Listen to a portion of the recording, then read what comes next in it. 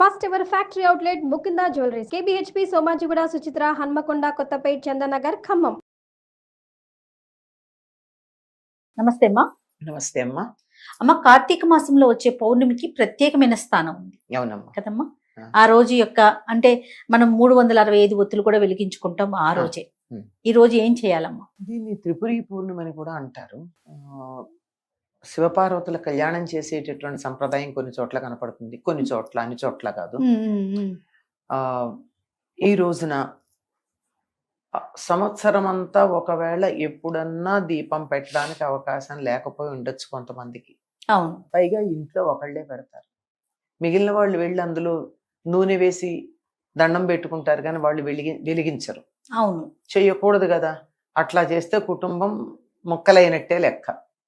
కుటుంబం మొత్తానికి ఒకటే పూజ గది, ఒకటే వంటగది ఉంటే ఐకమత్యానికి సంకేతం. అవును అవును. మళ్ళీ నేను చేసుకోవాలంటే అందులో కావాలంటే నూనె వేయొచ్చు, దండం పెట్టుకోవచ్చు, స్తోత్రాలు చదువుకోవచ్చు, అన్నీ చేసుకోవచ్చు. కానీ నేను చెయ్యలేదే అని ఎవరికైనా ఉన్నట్టయితే, లేదా చేస్తున్నా కానీ పొరుగురు వెళ్ళాము, ఇంట్లో ఏదో అసూచి వచ్చింది, అది వచ్చింది, ఇది వచ్చింది, మేము చెయ్యలేకపోయాము, కొన్ని రోజులు మిస్ అయ్యాము దీపం పెట్టడం అనేది ఉన్నట్టయితే, ఎక్కడ ఏ తేడా ఉన్నా అన్ని సర్దుకోవడం కోసం సంవత్సరానికి ఒకసారి 365 ఒత్తులు వెలిగిస్తారు. ఈ 365 ఒత్తులు ఒక్కసారిగా వెలిగించే రోజు ఈ కార్తీక పూర్ణిమ. అవును. ఈ కార్తీక పూర్ణిమ నాడే ఆ శ్రీకృష్ణుడు రాసలీలను కూడా రచించాడని చెప్తారు. దానికి అంత ప్రాధాన్యం ఉంది. కార్తీక పూర్ణిమ వెన్నెలకి చాలా ప్రాధాన్యం ఉంది. ఆ వెన్నెల రకరకాలైనటువంటి వ్యాధుల్ని పోగొట్టగలదు, ముఖ్యంగా శ్వాసకోశ సంబంధితమైనటువంటి వ్యాధులు. అందుకని వీలైనంత వరకు రాత్రిపూట వెన్నెల్లో చేసేటటువంటి విహారాలు, తర్వాత వెన్నెల్లో చేసేటటువంటి కొన్ని విందులు, వెన్నెల విందులు అవి చూసుకుంటూ ఉంటారే, అలాంటివన్నీ కార్తీక పూర్ణిమ నాటి రాత్రే చూసుకుంటారు. వీలైనంత వెన్నెల్లో మనం ఉండడం అవసరం అదనమాట. పైగా అనేకమైన ఆయుర్వేద మందులు కార్తీక పూర్ణిమ అప్పుడు వెన్నెల్లో పెడతారు బయట. అసలు కార్తీక మాసం అంతా పెడతారు, వెన్నెలు ఉన్నంతసేపు. పూర్ణిమ నాడు మొత్తం ఉంటుంది కనుక మొత్తం పెట్టడం, ఇవన్నీ ఉంది. అంత ప్రత్యేకమైనటువంటి లక్షణాలు కలిగినటువంటి కార్తీక పూర్ణిమ. అందుకే ఈ వంకన గోపికలందరినీ వెన్నెల్లో ఉంచడానికి ఆయన రాసలీల రచించాడు ఆ రోజు. కార్తీక మాసం పౌర్ణమి రోజు, పౌర్ణమి నాడు. అటువంటి ఈ కార్తీక పూర్ణిమ నాడు మనం ఇన్నాళ్ళు ఎక్కడన్నా మిస్ అయ్యామేమో ఒకటోరా అనుకున్నప్పుడు తులసి దగ్గర దీపాలు వెలిగించుకుంటాం. 365 ఒత్తులు వేసినటువంటి దీపాలు. ఇంట్లో వెలిగించుకునే అవకాశం అందరికీ ఉండకపోవచ్చు. ఇట్లో 5-6 ఉంటారు అనుకోండి. పూర్వకాలం 10 మంది ఉండేవారు. ఇంతమంది ఒకే చోట కూర్చొని వెలిగించుకోవడానికి వీలు ఉండొచ్చు, ఉండకపోవచ్చు. అట్లాంటప్పుడు దేవాలయానికి వెళ్ళి వెలిగించుకోవచ్చు. ఇంట్లో ప్రధానం. నువ్వుల నూనె వాడుకోమంటారా? దొరికితే మంచి ఆవు నెయ్యి వెయ్యండి. ఆవు నెయ్యి ఎక్కడ దొరుకుతుంది మనకి? 5,000-6,000 ఉంది కిలో కదా. అవునమ్మా. లేదు, ఏదో ఒకదానికి రెండింటికి అయితే కొంచెం వాడగలుగుతాం గాని, లేని కల్తీ ఆవు నెయ్యి వాడే కన్నా, కొవ్వు దాని వాడే కన్నా హాయిగా నువ్వుల నూనె, గానుగకెళ్ళి మంచి నువ్వుల నూనె తెచ్చుకోండి, అది శ్రేష్టం. అంటే ఉంటే మంచిది, నువ్వుల నూనె అయినా సరే చాలా మంచిది. అలా గనక చేసినట్టయితే ఈ మధ్యలో ఎక్కడన్నా 1 రోజు 1/2 రోజు దీపం పెట్టని దోషం ఏదైనా ఉన్నట్టయితే అది సర్దుకుంటుంది అని చెప్తారు. ఇప్పుడు మనమే స్త్రీలమే వెళ్ళి గుళ్ళో గానీ, మీరు అన్నట్టు తులసి కోట దగ్గర కానీ వెలిగిస్తాం. కొంతమంది చెప్తుంటే విన్నానమ్మా, భర్త పేరు మీద కూడా, అంటే మన యొక్క 365, వారి కూడా ఒక 365 కలిపి పెట్టాలి అని అట్లా. చాదస్తానికి అంతు పంతు లేదమ్మా. నా ఒకళ్ళు అడిగితే నాకు కూడా కొంచెం నిమిషం ఆలోచించాను. ఇది అడగల, నన్ను అడిగింది వేరేది. ఏమిటంటే, రోజు 2 ఒత్తులు వేస్తాం కదమ్మా దీపానికి. 365 రోజులకి 365 ఇంటూ 2 700 ఒత్తులు పెట్టాలి, 730 ఒత్తులు పెట్టాలేమో అని అడిగారు. ఇది కూడా మాకు తట్టలేదమ్మా, నాకంత తెలివి లేదన్నా. మరి అప్పుడు సాయంకాలం కూడా పెట్టకపోతే దానికి ఇంకో డబల్ వేసుకోవాలి కదా. 7 అయిపోతున్నాయి. 730 మొత్తం అంతా దీపంతో పెట్టాడు. అంటే ఇంకా చాదస్తం అన్నది ఏ స్థాయికి వెళ్ళిపోతుందంటే అతి తెలివి ఎక్కువైపోతుంది. అంతకన్నా ఇంకేం లేదు. అంతే అదే ఆయన ఇంకోటి భార్య తరఫున భర్త పెట్టచ్చేమో కానీ భర్త తరఫున భార్య ఎక్కడ పెడుతుందమ్మా? ఆయన చేస్తే పుణ్యం ఈవిడికి కూడా వస్తుంది, ఈవిడ చేస్తే ఆయనకి వెళ్ళదు అని చెప్పినప్పుడు ఆయన కోసం ఈవిడ వెళ్ళి దీపాలు 365 ఒత్తులు వేయడం ఏంటి అసలు? అలాంటి అంటే అసలు ఆలోచనే చాలా తప్పు. నాకు విన్నాక షాక్ అనిపించింది.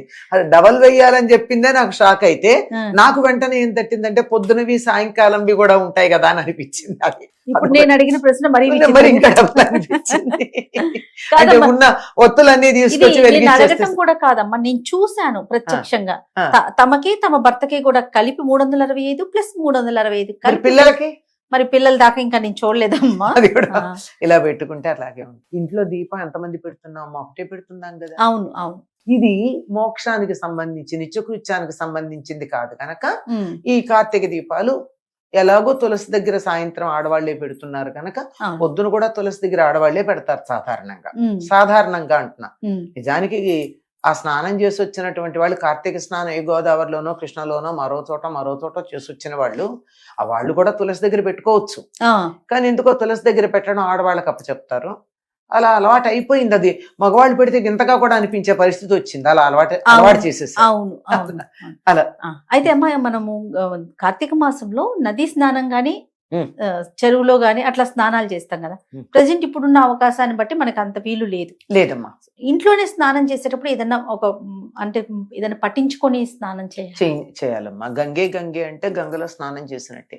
ఏం చేయాలంటే మనం దేంట్లో నీళ్లు ఉంటాయి ఆ నీళ్ళని చేత్తో ఇలా 3 సార్లు ఇలా తిప్పితే కదులుతాయి. అవును, నీళ్లు కదలికి వచ్చాయి కదా, కదలిక నీళ్లు ప్రవాహంగా భావించుకుని గంగే అని గంగే అనడంలో ఎందుకంటే సంబోధన చేస్తాం. గంగా అంటే మామూలుగా పేరు, ఆ పిలుపుకి గంగే అని వస్తుంది. ఆ గంగే అని 3 సార్లు అంటే గంగా నది అక్కడ అందులో చెయ్యి పెట్టి ఇలా తిప్పంటే గంగా నది అందులో ఉన్నట్టు ఆ నీటితో స్నానం చేయొచ్చు. అమ్మ, చన్నీళ్ళ స్నానం చేయాలనేసి అంటున్నారు. మరి అందరికి అవకాశం ఉంటే సరే.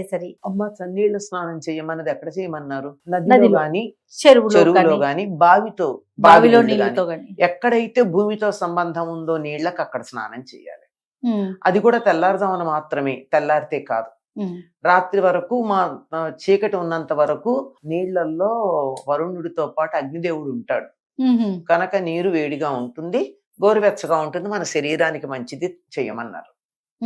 ఇది మనకి తెల్లారిన తర్వాత ఉండడు కదా. మీరు గమనించండి, తెల్లవారుజామునేమో నదిలో నీళ్లు గోరువెచ్చగా ఉంటాయి, బయటకు వచ్చేటప్పటికల్లా పొద్దెక్కిన కొద్దీ చల్లగా మనం ఇంట్లో కూడా స్నానం చేయాలంటే తెల్లారుజామున ఉన్నట్టుగా పూర్తిగా తెల్లారాక ఉండదు కదా. అంచేత ఆ విధంగా చేయడం అన్నదే సరైనటువంటిది. ఒకవేళ మనకి నది నీళ్లు లేవు ఒకవేళ కాదు, ఉన్నాయా? భాగ్యనగరంలో వాటికి ఎక్కడ దొరుకుతాయి? మనం ఓవర్ హెడ్ ట్యాంక్ లో పట్టిన నీళ్లే ఉంటాయి. అవి మంచుతో చల్లగా అయిపోతాయి, ఐస్ లాగా ఉంటాయి కదా. అటువంటి నీళ్లతో స్నానం చేయకూడదు. ఎటువంటి నీళ్లతో స్నానం చేయాలంటే నది నీళ్ళు ఎంత వేడిగా ఉంటాయో అంత వేడిగా చేయాలి, గోరువెచ్చగా. ఈ నీళ్ళన్నీ మనం బకెట్లో పట్టుకున్న తర్వాత 1-2 మగ్గుల నీళ్లు కాచి ఆ కాచుకున్న నీళ్ళు ఇందులో కలిపి సరిగ్గా నది నీళ్ళు ఎంత వేడిగా ఉంటాయి గోరువెచ్చగానే చేయడం మంచిది. చల్లని నీళ్లతో చేయడం మంచిది కాదు. గోరువెచ్చని నీళ్లతో చేయడం దేనికంటే లోపల ఉన్నటువంటి రక్తనాళాలు గడ్డ కట్టిపోకుండా అవి పెళుసెక్కకుండా బయట ఉన్న చలికి ఇప్పటిదాకా రగ్గు కప్పుకొని ఉంటే లోపల ఉండేటటువంటి వేడికి సమన్వయం చేయడానికి గోరువెచ్చని నీళ్ళతో స్నానం చేయమన్నారు. అది ప్రధానం. అంతే తప్ప మంచు లాంటి దాంతో చేయమని. నమస్తే.